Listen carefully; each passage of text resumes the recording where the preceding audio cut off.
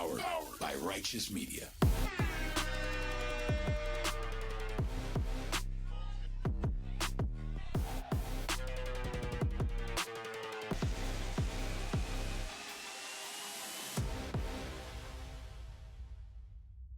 Welcome to Independent Americans. Welcome to episode 379. I am your host, Paul Rieckhoff. It is Friday, November 21st.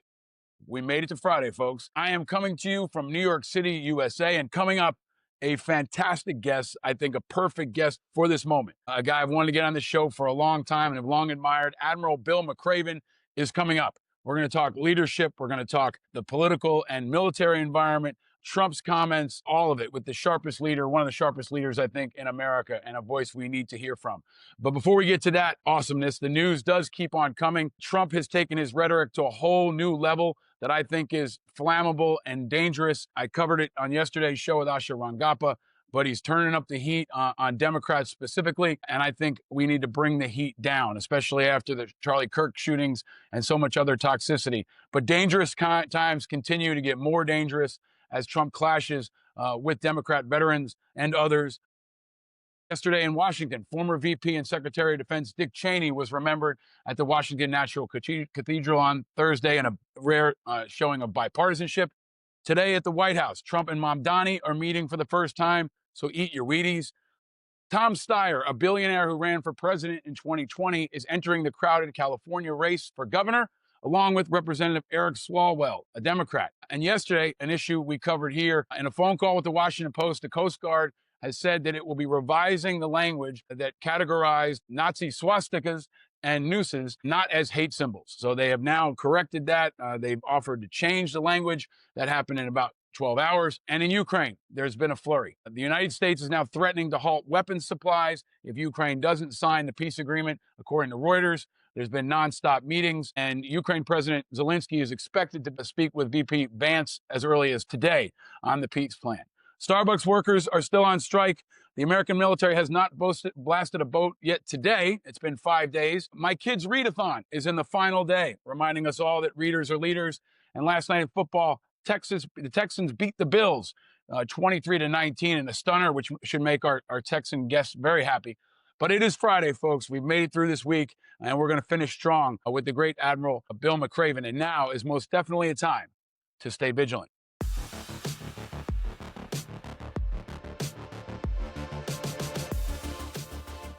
So, folks, here he is, a man that I think is one of the most important and clearest voices in America right now. He's a retired head of SOCOM, 4-star Navy SEAL. He was a chancellor at the University of Texas, a best-selling author, and a man that many of you in our independent audience have asked if he would run for president. He's also a grandfather, an author, and a guy who I think can provide much-needed clarity in times like this. The great and powerful Admiral Bill McRaven is finally here on Independent Americans. Welcome, sir. It's an honor and pleasure to have you here.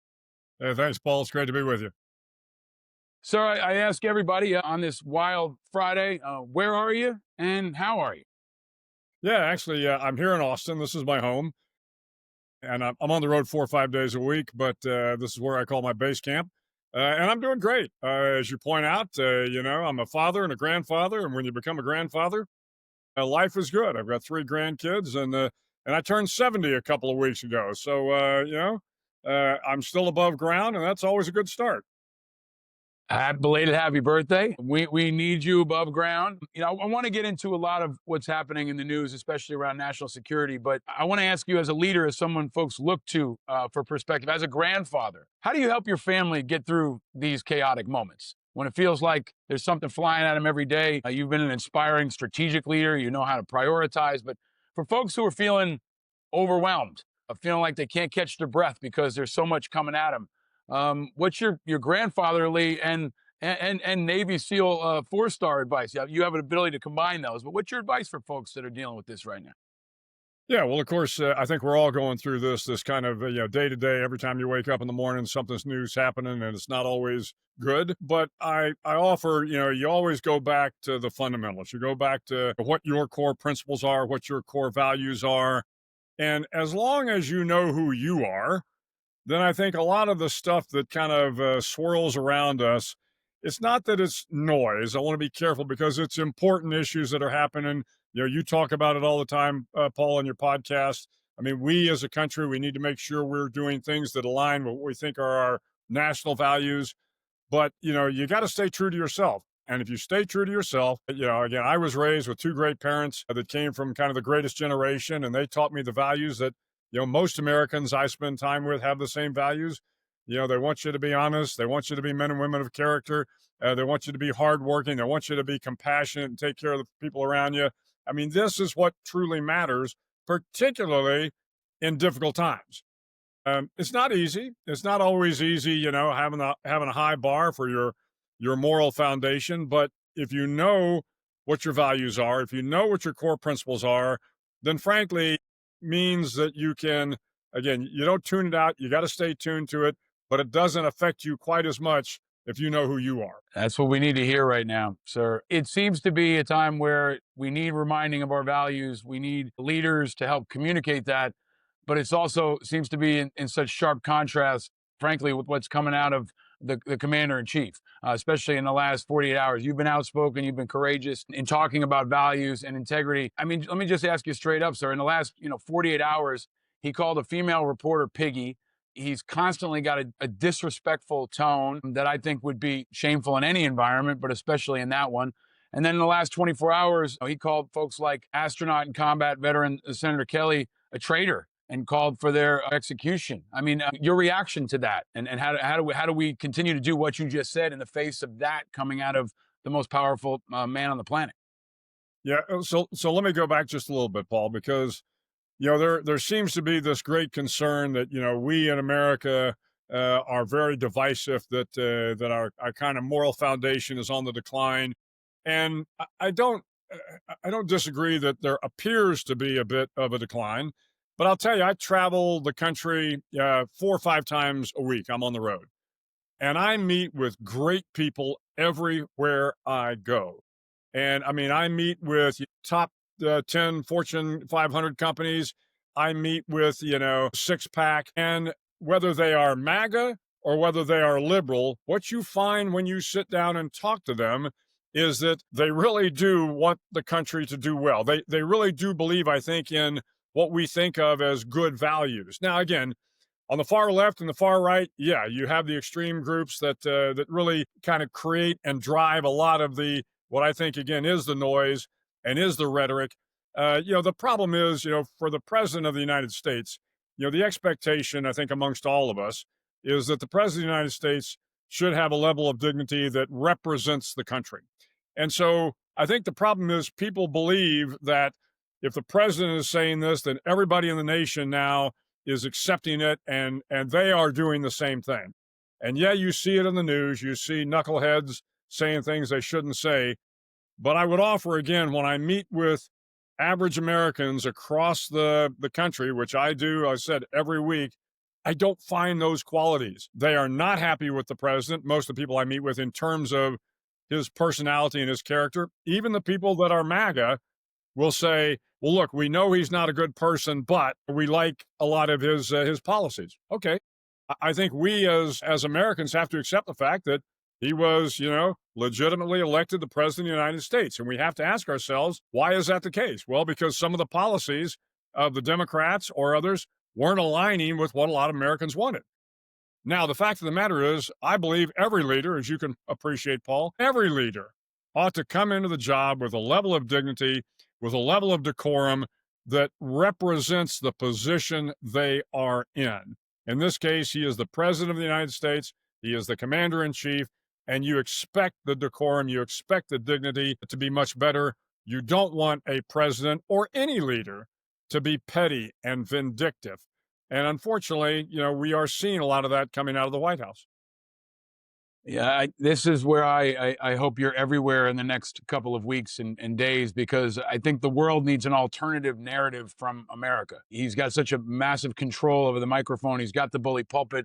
I think he's consolidating what looks almost like a propaganda machine. We've covered at great lengths, his attacks on the Pentagon press corps and other parts of the press. I'm going to go into what we call every show our top topics, sir.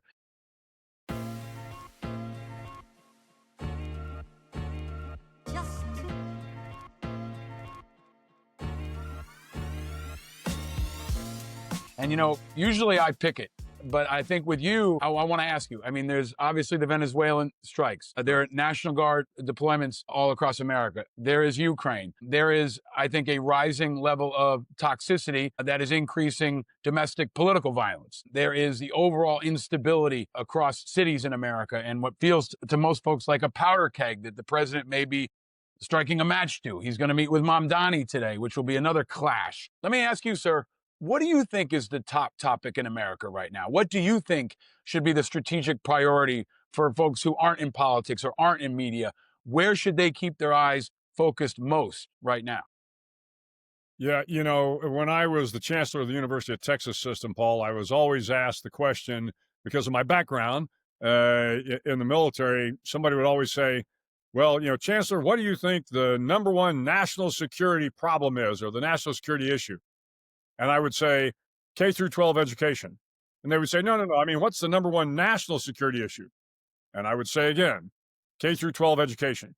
And I still believe that to be the case, because the fact of the matter is, if we are not teaching our young men and women the skills they're going to need to be productive when they are adults, whether they are the STEM skills, the AI skills, whether they are the understanding of other countries and natures and cultures, if we're not teaching them to think critically, then they're not going to be the national security leaders we need in the future.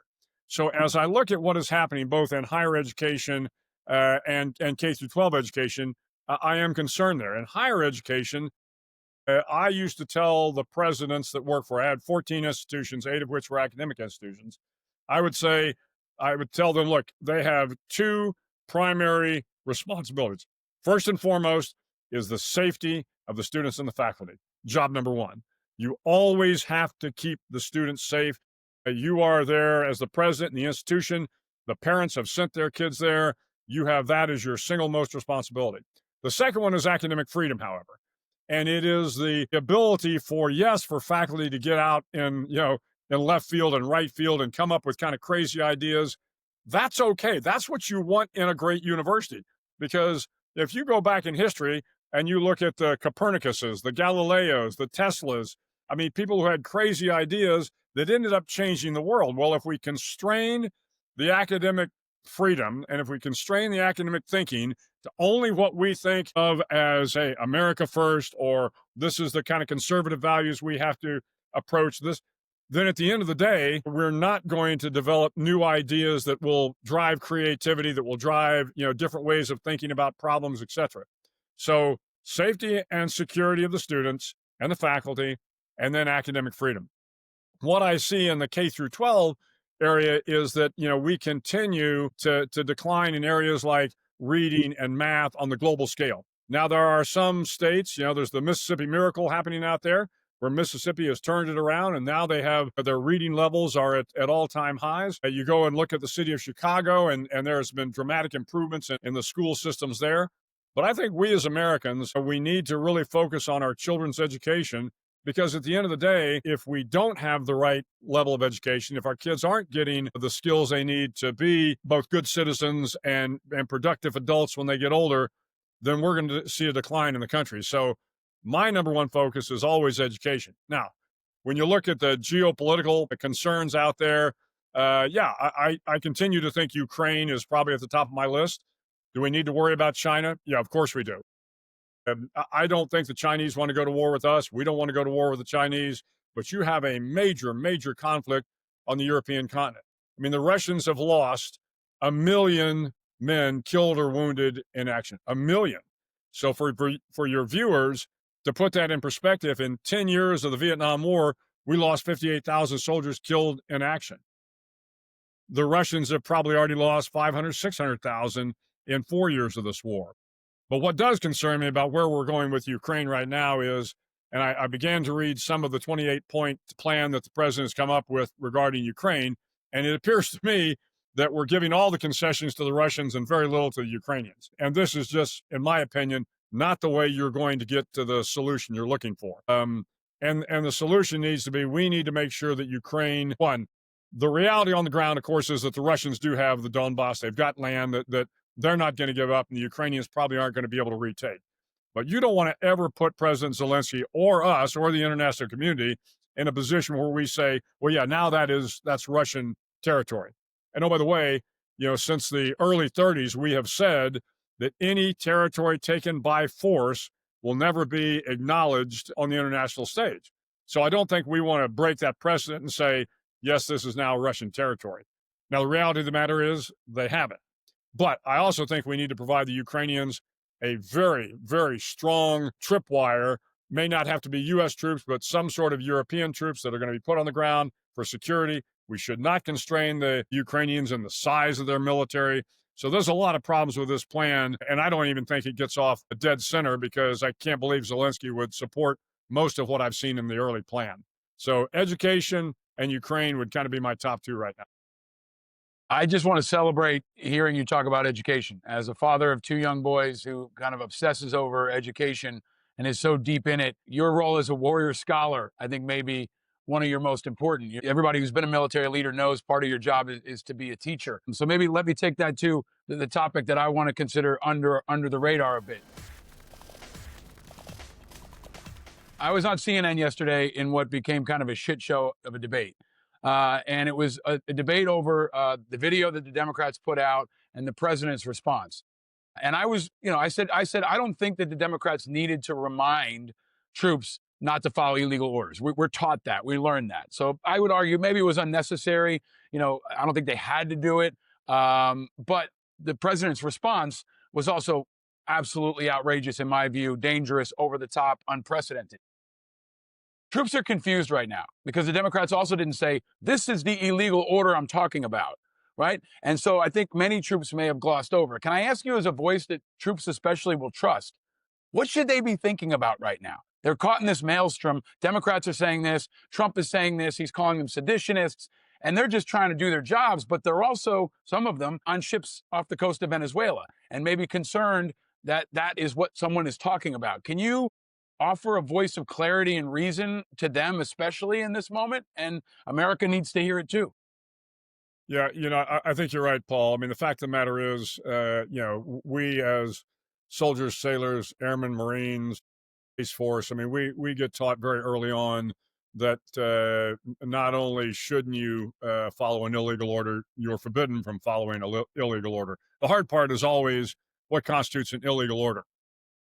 Now, for those of us that were commanders, we're going to refer to our judge advocates. And I can tell you, in my time in Iraq and Afghanistan, you get into sometimes what you think of as kind of morally ambiguous situations. And I always want to know, one, am I on good legal ground? Am I following the law of armed conflict? Am I following the rules of engagement? But as much as, am I following what I know to be morally right? And people can say, well, that can be a little squishy. I don't think so. I think I know that, killing civilians is probably not morally right. When they are when they are not a threat or not part of the military operation, and then you inadvertently kill them as a result of a strike or something. Sometimes these things happen. You hope they don't. You never want to kill innocent civilians. But if you go back to you go back to even tougher times than this. So after World War II, of course, they had the Nuremberg trials, and the Nuremberg defense at the time from a lot of the Nazis was, hey, I was just following orders. And of course, in the course of this trial, and I can't remember who the U.S. Military attorney was, but basically kind of undermined I'm just following orders. So, and this is really what began the discussion among American troops and was written into the manual for courts martials about what constitutes an illegal order. But I will offer to you, and unfortunately to the troops, I'd like to give you some clarity, and I'd have to check the exact wording on this. But basically it says, look, if you get an order and you know that it does not pass the reasonable man or woman check, then you need to be concerned that that is an illegal order, right? But again, the hard part of that is, and I know in many times when I was going after a high-value target, not necessarily in Iraq or Afghanistan, I mean, I went up as high as I could get to say, okay, you're asking me to take out this individual in another country. I want to make sure that I have good legal underpinnings for doing this, even though actually I thought it was morally correct because the individual was a heinous individual and had killed a lot of Americans, but I needed to understand what my legal rights were in this. And so for the average Joe and Jane, that makes up and constitutes the great military we have, I think some of these are a little hard. But the way to do it is you have to ask yourself, would reasonable men and women, would they think this was a correct order to follow? And if you say to yourself, I don't think they would, then I think you have to take the time to say, who is the authority? I mean, do I talk to the JAG on the ship? Do I talk to somebody? Because at the end of the day, it may fall to the responsibility of the commander who bears the weight of these difficult decisions. But at the end of the day, I think we all kind of know in our hearts what an illegal order looks like. But like I said, the hard part is, particularly when you get in war, sometimes there's a gray area there, and this is where you really need to rely on good commanders to be making good decisions, backed up by the law, and again, backed up by what they know morally to be right. This is some hard stuff. You're a master of hard stuff. You know, I hope I have Senator Kelly on the show again, maybe Senator Slotkin or others. And what I want to ask him is, you know, what did they hope to get out of this? And I wonder if part of what they're trying to do here is have someone emerge who's going to issue that first challenge. There hasn't been a troop who said, I felt like this was illegal. They don't have a precedent. They don't have an example. And I kind of felt like it was a fishing expedition for that. Maybe they're getting, you know, not only death threats, but maybe they're getting troops coming to them now confidentially, and that may come out. But I feel like we're coming to that moment where a Vindman type person will emerge and say, I have a problem here, and I'm going to be the person to raise my hand. Once we get to that point, I think it will become much more real. Sir, I got to be mindful of your time. I don't want to skip Friday football. Body, Friday football, we taking the stage. Talking about hard stuff, we're going to go to the easy stuff here. I'm going to give you a couple really quick ones. You're a Texas fan, obviously. Texas has had an interesting year. Let me give you a couple, and you can fire. I'll give you the easiest one of all. Texas is home 7-3 against Arkansas, which can be scrappy at 2-8. Who are you picking there, sir? Yeah, I've got Texas there. I mean, one, they're coming off a tough loss to Georgia. They're going to be fired up. I think they probably think, even though, you know, I listen to the sports commentators and they say if Texas beats Arkansas and A&M, they still probably won't get into the playoffs. We'll see. I mean, a lot can happen in the next 2 weeks. Texas will take care of business against Arkansas at home. We'll be fine. A&M with an amazing comeback last week, right? And that was absolutely straight. They got an easy one against 1-10 Samford at home, so I'm not even going to ask you to pick on that one. The big college game this weekend, Oregon at home, 9-1 against USC, which is strong at 8-2, number 15. This is going to be an old Pac-10 clash. Who you got there, sir? Yeah, you know, I've watched a lot of Oregon. I'm always a little concerned about Oregon. You know, I don't know. I love their offense. I mean, it's wide open. I think USC is going to give them a game. At the end of the day, I think Oregon will win it. But it's going to be close. And let me go back to A&M, because I got to tell you, this is one hell of a team they've got. You know, the comeback said a lot about the coaching, said a lot about the kids on the field. But I've been watching A&M, and they are good. And I think they got a chance to win it all. So this is going to be, it's hard for me as a Longhorn, but I got to tell you, I'm rooting for my Aggies. They're looking pretty damn good until they play Texas, of course. When they play the way they flipped that switch, last week was really impressive. That was championship character building type football. All right, last one for you. We'll go to and I'm going to skip the NFL because we're running out of time. But you know, in about 3 weeks' time, we got Army Navy. Navy's 8-2. It's in Baltimore, so it's basically a home game. But you know, it's always a battle. I know probably where you're going to go on this one, but who you got in Navy Army, sir? Yeah, I mean, it's Navy. I don't think there's any question about this. You got Blake Horvath, who is, just an incredible quarterback, and he's been kind of injured off and on, but his backup can really run too. So, I mean, I think the Navy, I'd have to check the statistics, but the Navy's got, the best rushing offense in college football. Generally, that's the case when you're running the wishbone, but this kid, Blake Horvath, he knows how to play. So I think Navy wins that walking away. You need to do a sports show every week, sir. I mean, they're going to have you on. I like my sports. We need it right now more than ever. All right, as we round the bend here, we're going to finish up, sir, with the category that I like to end the week with, end the show with something good. Something good. Oh, something sweet. Feel the fire, feel the heat. I'm going to take two here, sir, and then come to you quickly. Number one, especially given where you started, I'm going to celebrate the readathon that's happening at my kid's school. Today's the last day.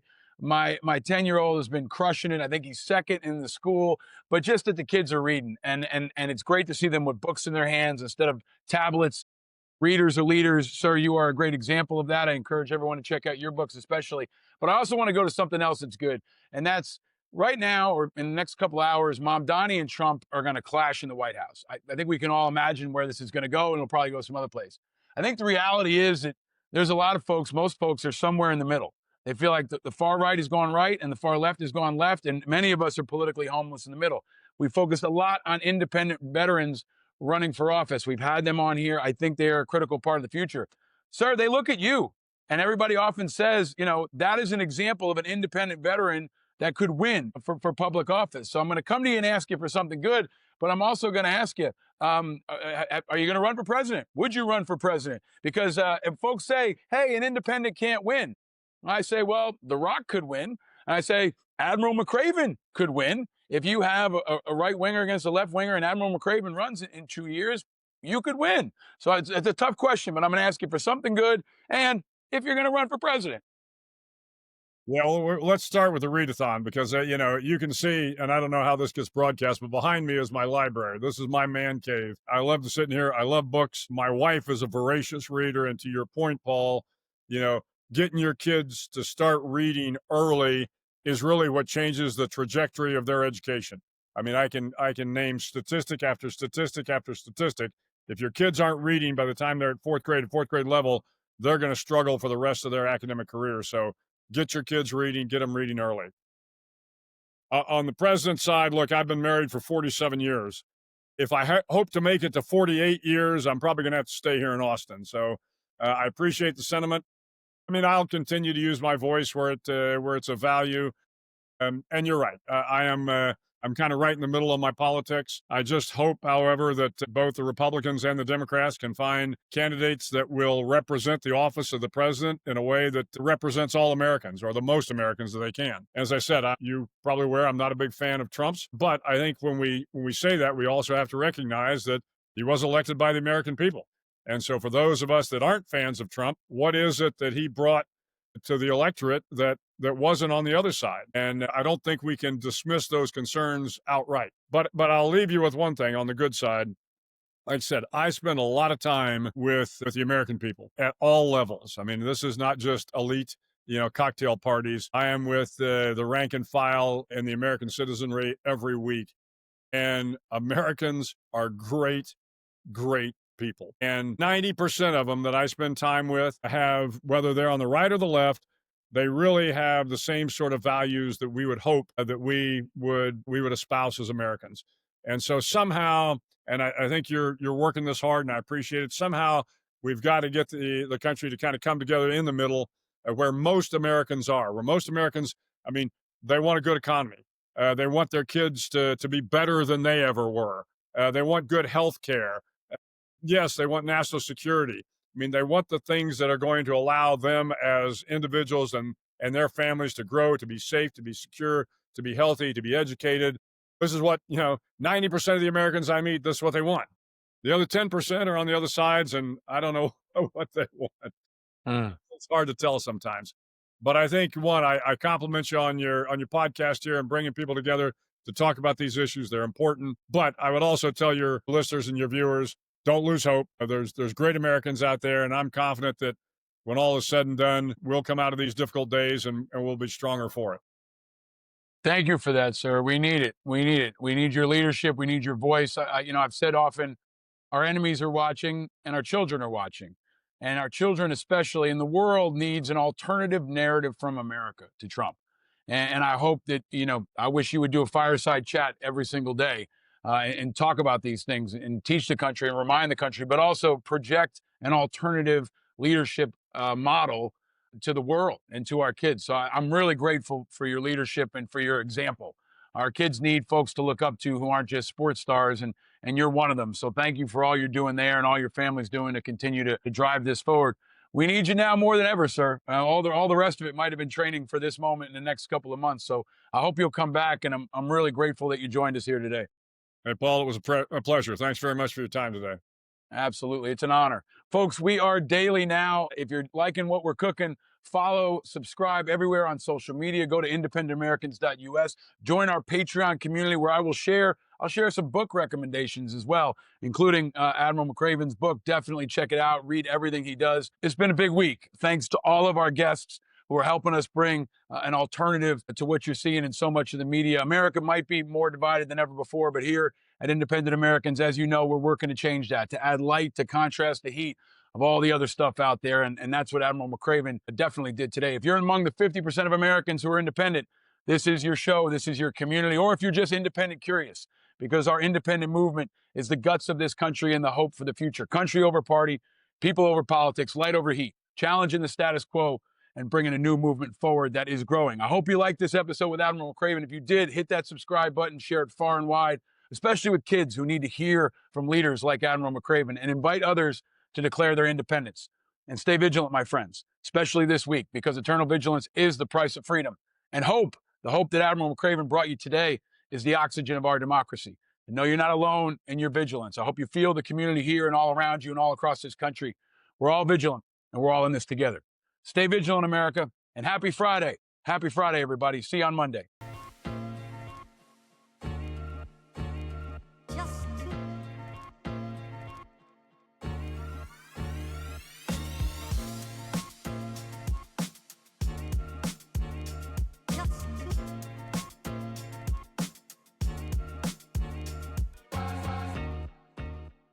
Powered by Righteous Media.